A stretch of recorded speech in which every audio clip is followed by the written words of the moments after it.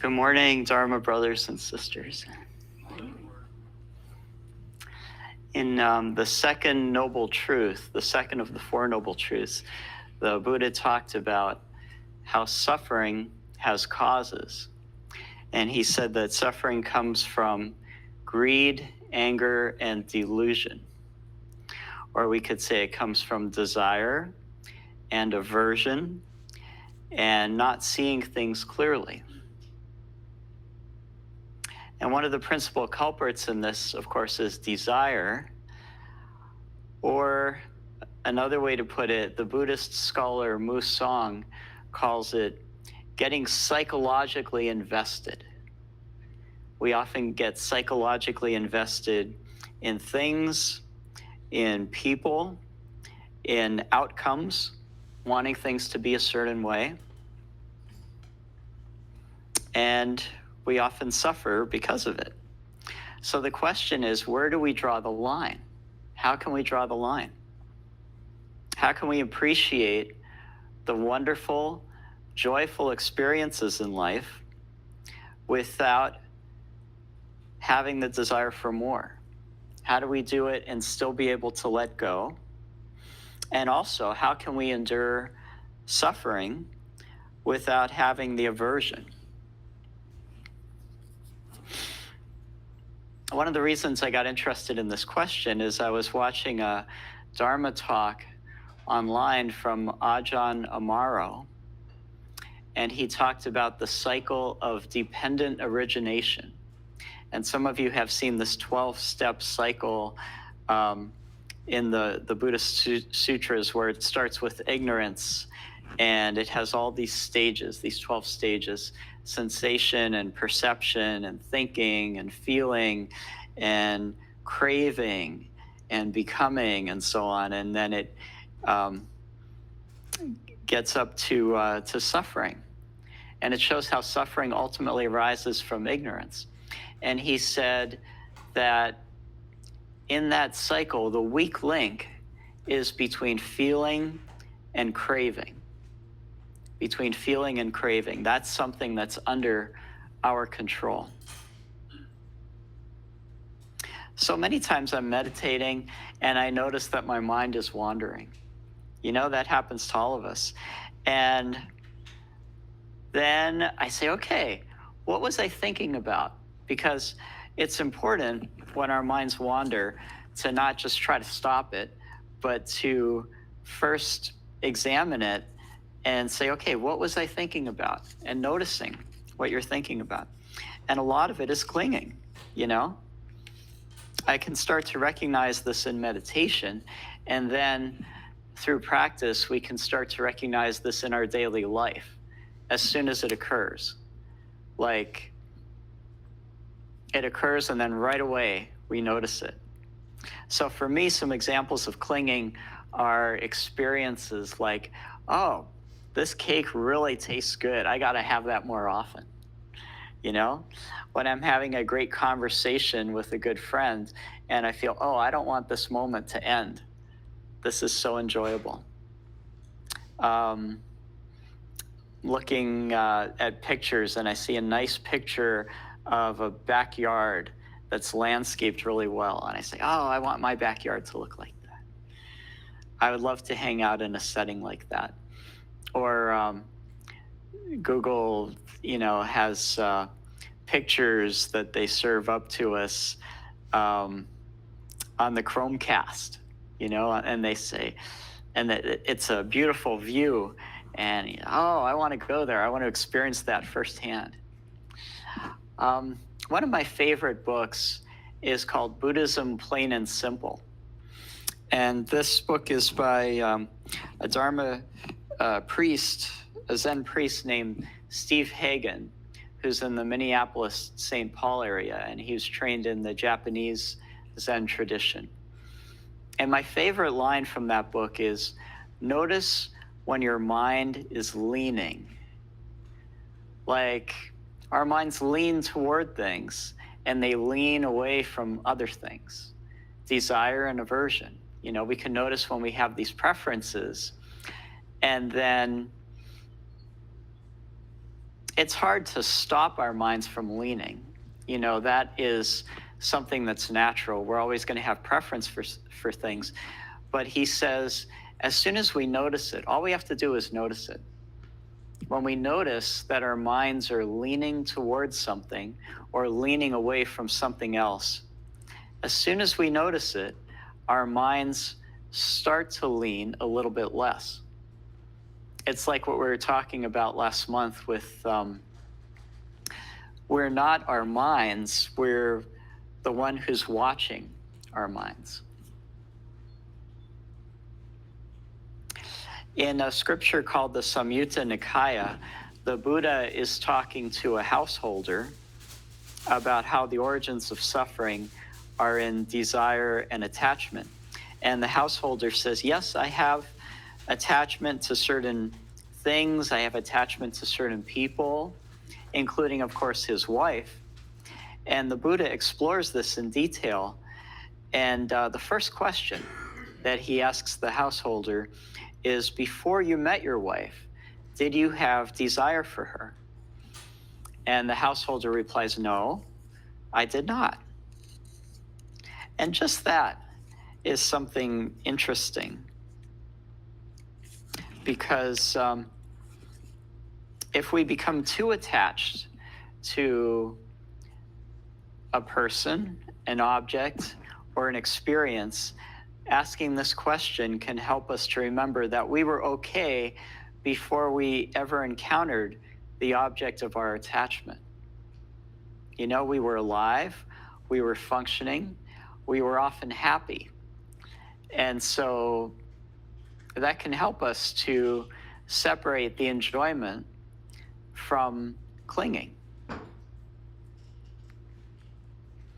In our Zen tradition, one of the most helpful passages for me is an excerpt from the Song of Meditation by our founder, Venerable Samu Sunim. So our guiding teacher is Haju Sunim, and she was trained by Samu Sunim, who is a Zen monk who came over from Korea. And in the Song of Meditation, he says, meditation is knowing yourself. Knowing yourself is setting yourself free from delusions. Setting yourself free from delusions is becoming one with what is.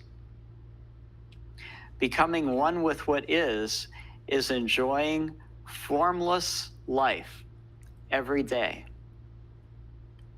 Enjoying formless life is seeing yourself everywhere in happiness and sorrow. That's pretty deep. And I realize it's also somewhat similar to a passage from Dogen. Dogen says Buddhism is studying the self, and to study the self is to forget the self. And to forget the self is to be awakened by the myriad things, being awakened by what we encounter through our perception in everyday life. So when I read Samu Sunim's Song of Meditation, here's what I think about. Meditation is knowing yourself. So recognizing the patterns of our minds, including the recurring obsessions.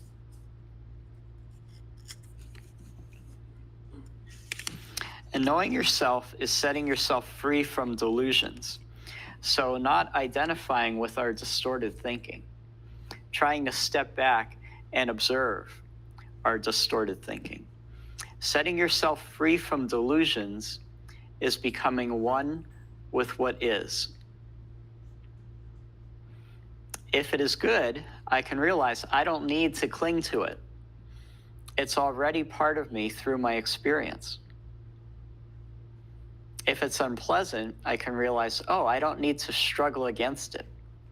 You know, I can take action if necessary, but I don't need to have that inner struggle. Becoming one with what is enjoying formless life every day. Formless life. And while there could be several interpretations of what that means, the most meaningful one to me is that I don't have a form, at least not a form that's separate or permanent. I can enjoy these experiences without thinking about their relation to me. Enjoying formless life every day is seeing yourself everywhere, in happiness and in sorrow.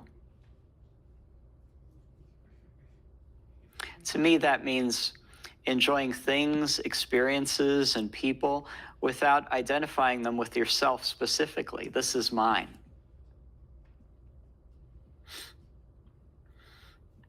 If I can enjoy them without taking the step of how they relate to me, then there's no fear of missing out. Now, obviously, this doesn't mean that we shouldn't try to achieve things. You know, we need to have some level of desire, we could call it, in order to function in the world. But meditation helps us to recognize when we've crossed over from healthy pursuit of our goals to obsession. One of our dear local teachers, Buddhist teachers, is Barbara Brodsky. She's the founding teacher of Deep Spring Center for Meditation and Spiritual Inquiry, and she's also a good friend of Haji Sunim. And years ago, I heard a Dharma talk given by Barbara Brodsky, and she said, there's an object, and then there's our sensation and our perception, and then our consciousness, and then our feelings of desire, anger, fear, you name it. And she said our problem is that we often confuse the feeling with the object itself. We often confuse the feeling with the object itself. So she told us, the next time that happens, see if you can trace that path. And then ask yourself, how can I approach this from a place of equanimity instead? Another one of my favorite authors is Jack Canfield. He wrote the Chicken Soup for the Soul books, and he wrote a book called The Success Principles. And in that book, he said, if you want to remain calm and peaceful as you go through life, you have to have high intention and low attachment. High intention and low attachment. You do everything you can to create your desired outcomes, and then you let it go. And sometimes you don't get the intended result. Sometimes you don't get the intended result at all. Sometimes you don't get the intended result by the time and date that you want it. That's life. Sometimes the universe has other plans for us.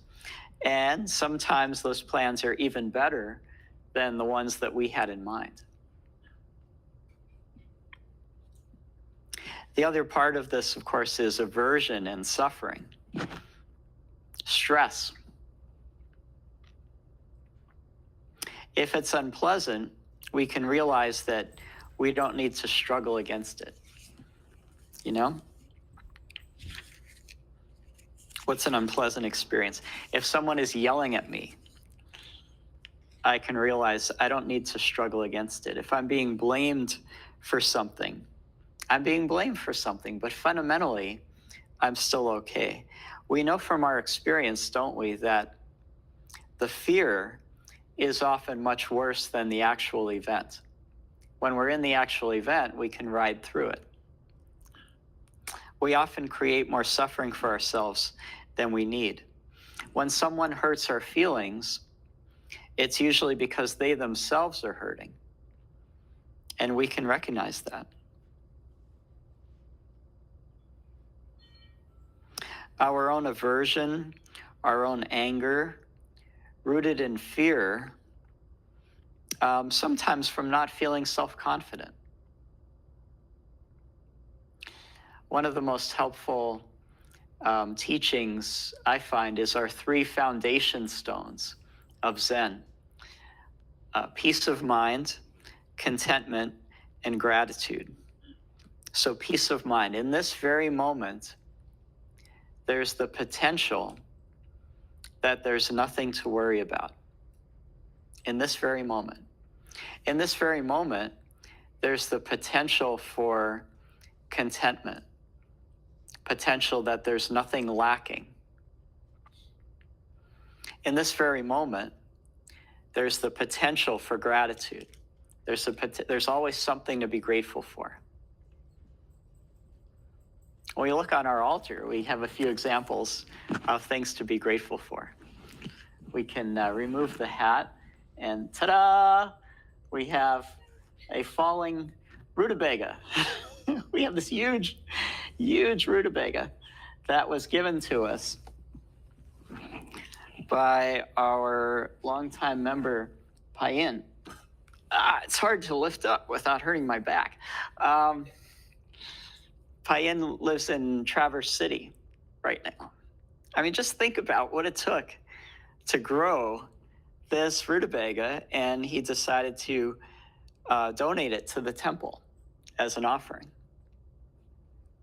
And the temple is going to enjoy it. It's so big, I think in a number of ways the temple is going to enjoy it. Maybe in a soup and other things. And we can be grateful for Bopi helping to put the rutabaga back. And the hat itself, the hat was made by our dear member Wancho. It's homemade. It's made from felt, and it's often brought out around Thanksgiving at the temple. And she's really good with art, you know? This is really beautiful. Somebody brought oranges today. We have these, I think they're grapefruits. They're grapefruits. Somebody brought grapefruits today.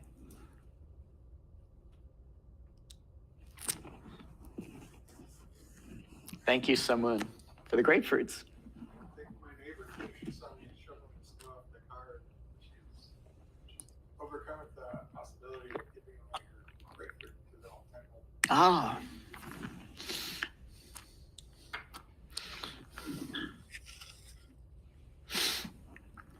The Buddha talked about how the instructed disciple is not affected by praise or blame. The instructed noble disciple reflects upon it thus: all these are impermanent, bound up with suffering, subject to change.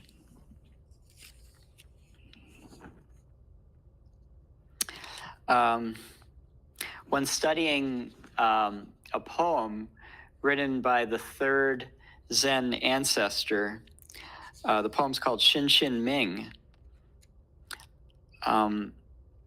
That's when I read the book by Musang called Trust in Mind, The Rebellion of Chinese Zen.